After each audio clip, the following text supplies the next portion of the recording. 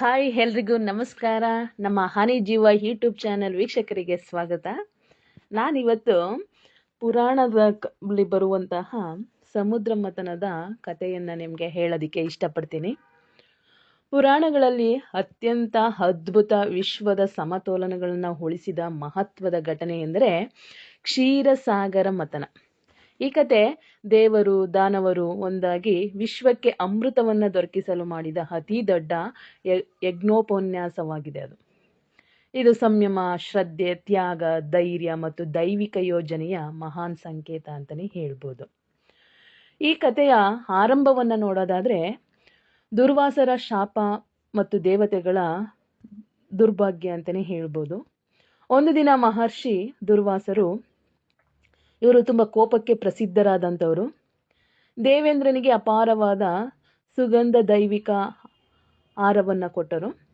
ಆದರೆ ಇಂದ್ರನು ಅದನ್ನು ಗೌರವದಿಂದ ಸ್ವೀಕರಿಸದೆ ತನ್ನ ಆನೆಯ ತಲೆಗೆ ಹಾಕಿದ. ಆನೆ ಅದನ್ನು ಕಾಲಿಟ್ಟು ನಾಶ ಮಾಡುತ್ತೆ. ಆಗ ದುರ್ವಾಸರು ಕೋಪಗೊಂಡು, ಇಂದ್ರನೇ, ನೀನು ಅಹಂಕಾರಿಯೇ, ನಿನ್ನಿಂದ ಈ ದೇವಲೋಕದ ಪ್ರಾಬಲ್ಯ ಕಳೆದು ಹೋಗಲಿ ಅಂತ ಶಾಪವನ್ನು ಕೊಡ್ತಾರೆ.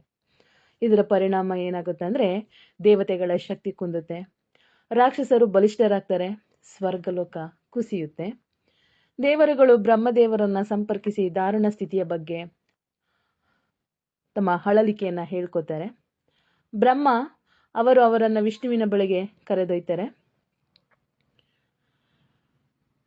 ಒಂದು ಅಮೃತವನ್ನು ಪಡೆಯುವ ಅದ್ಭುತ ತಂತ್ರವನ್ನು ವಿಷ್ಣು ಒಂದು ಯೋಜನೆಯನ್ನು ಮಾಡ್ತಾನೆ. ಈಗ ಈ ಥರ ಹೇಳ್ತಾರೆ: ಕ್ಷೀರಸಾಗರವನ್ನು, ಪರ್ವತ ಮಂದರವನ್ನು ಗಿರಿಕಟ್ಟೆಯಾಗಿ, ವಾಸುಕಿಯನ್ನು ಹಗ್ಗವಾಗಿ ಬಳಸಿ ಮತಿಸಬೇಕು. ಅದರೊಳಗೆ ಅಮೃತವಿದೆ, ಅದು ದೇವತೆಗಳನ್ನು ಮತ್ತೆ ಬಲಿಷ್ಠರನ್ನಾಗಿಸುತ್ತೆ ಅಂತ. ಆದರೆ ಮಥನ ದೊಡ್ಡ ಕೆಲಸವಾದ್ದರಿಂದ ದೇವರು ದಾನವರೊಂದಿಗೆ ಒಡಂಬಡಿಕೆ ಮಾಡಿಕೊಳ್ತಾರೆ. ಒಡಂಬಡಿಕೆ ಅಂದರೆ ಒಪ್ಪಂದವನ್ನು. ಅಮೃತ ಬಂದ ಮೇಲೆ ನಿಮಗೂ ಪಾಲು ಎಂದು ದಾನವರನ್ನು ಒಪ್ಪಿಸ್ತಾರೆ. ಇದು ವಿಷ್ಣುವಿನ ಲೀಲೆಯಾಗಿರುತ್ತೆ. ಆಗ ಎಲ್ಲ ಸೇರಿ ಮಥನಕ್ಕೆ ಸಿದ್ಧತೆಯನ್ನು ಮಾಡ್ಕೋತಾರೆ. ಪರ್ವತ, ನಾಗ, ದೇವರು, ದಾನವರು ಎಲ್ಲರೂ ಒಟ್ಟಾಗಿ ಸೇರ್ತಾರೆ. ಮಥನಕ್ಕೆ ಮಂದರ ಪರ್ವತವನ್ನು ಎತ್ತುವ ಕೆಲಸ ಯಶಸ್ವಿಯಾಗೋದಿಲ್ಲ. ಆಗ ದೇವರು ದಾನವರು ಅದನ್ನು ಎತ್ತಿದರೂ ಅದು ಸಾಗರದಲ್ಲಿ ಮುಳುಗೋಗುತ್ತೆ. ವಿಷ್ಣು ಕೂರ್ಮ ಅವತಾರ ಅಂತಂದರೆ ದೊಡ್ಡ ಆಮೆ ಅವತಾರವನ್ನು ತಾಳಿ ತೆಗೆದುಕೊಂಡು ಪರ್ವತವನ್ನು ಬೆನ್ನ ಮೇಲೆ ಹಿಡಿದು ಮಥನಕ್ಕೆ ತಳಹದಿಯಾಗಿಸ್ತಾರೆ. ವಾಸುಕಿ ನಾಗನನ್ನು ದೊಡ್ಡ ಹಗ್ಗವನ್ನಾಗಿ ಬಳಸಲಾಗುತ್ತೆ. ದೇವರುಗಳು ಬಾಲವನ್ನು ಹಿಡ್ಕೋತಾರೆ, ದಾನವರು ಬಾಯಿಯ ಭಾಗವನ್ನು ಹಿಡ್ಕೋತಾರೆ.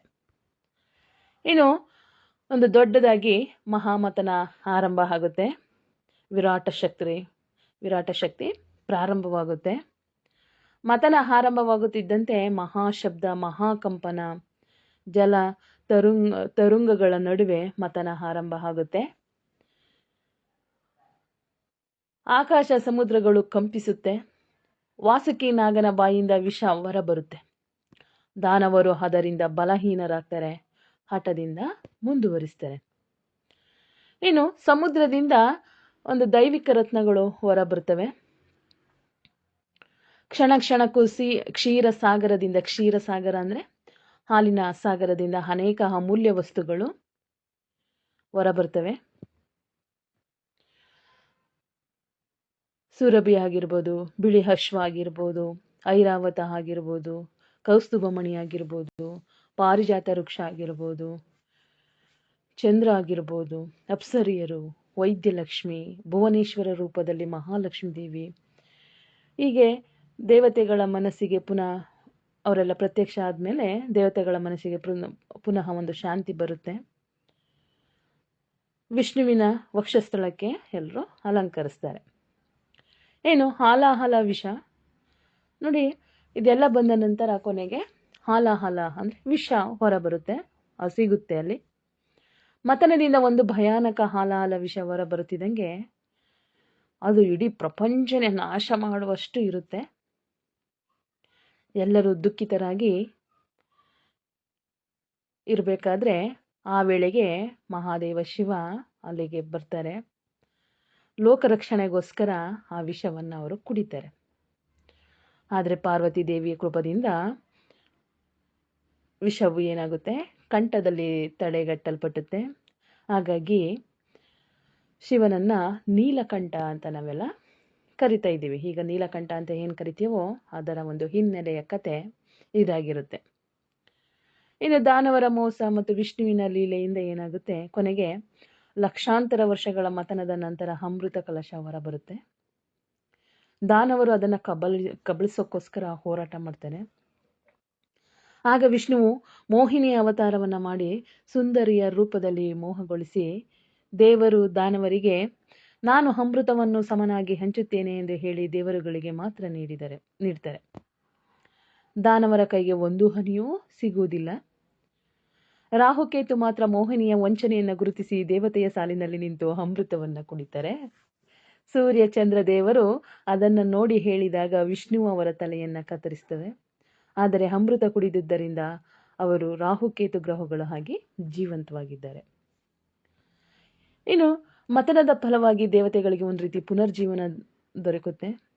ದೇವತೆಗಳಿಗೆ ಮತ್ತೆ ಶಕ್ತಿ ಬರುತ್ತೆ. ಸ್ವರ್ಗಲೋಕ ಮತ್ತೆ ಸಿಗುತ್ತೆ. ದಾನವರು ಸೋಲ್ತಾರೆ. ವಿಶ್ವದಲ್ಲಿ ಏನಾಗುತ್ತೆ, ಸಮತೋಲನ ಸ್ಥಾಪಿತವಾಗುತ್ತೆ. ಸಹಕಾರ, ತ್ಯಾಗ, ದೈವಿಕ ಚತುರತೆ, ನಿರ್ವಹಣಾ ಜ್ಞಾನಕ್ಕೆ ಸಂಕೇತವಾಗಿ ಉಳಿಯುತ್ತೆ.